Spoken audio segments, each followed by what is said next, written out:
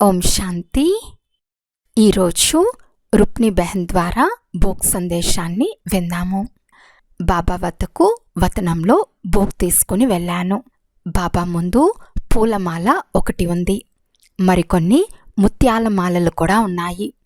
అప్పుడు బాబా అడిగారు, బచ్చి, ఈ రెండు మాలల మధ్య తేడా ఏముంది అని. బాబా అప్పుడు ఇలా అన్నారు, సాకార రూపంలో మందిరాలలో ఎక్కడైనా ఏదైనా కార్యం జరిగితే పూలతో అలంకరణ చేస్తారు.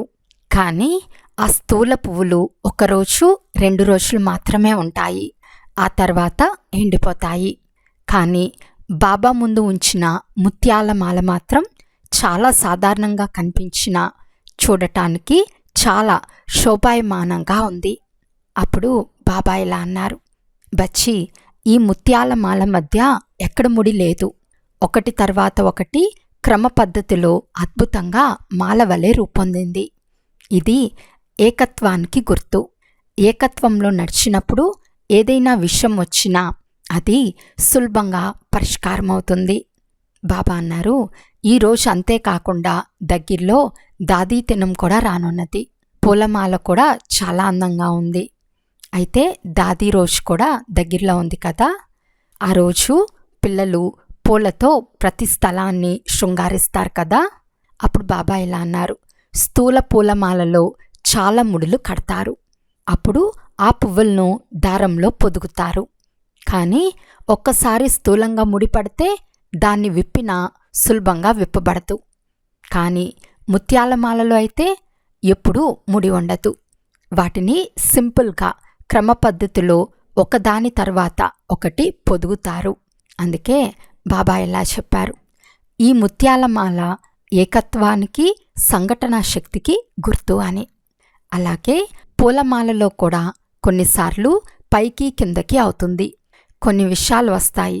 అయితే మీరు ధారణా స్వరూపంగా మారాలి. అప్పుడు ఆ శక్తితో పరిస్థితులు దాటిపోతాయి అని బాబా ఇలా అన్నారు. బచ్చి, బాబా సాకారంలో ఉన్నప్పుడు కూడా ఆ సమయంలో బాధ్యత వహించిన పిల్లల్లో ఎప్పుడూ ఇంతటి విభేదాలు కనిపించేవి కావు. అలాగే దాదీల మాలలో కూడా ఎప్పుడూ ముడిపడేది కాదు. పెద్ద దాదీ బాధ్యత తీసుకుని ఏదైనా చెప్పినా అందరూ దానిని సరైన విధంగా అంగీకరించేవారు.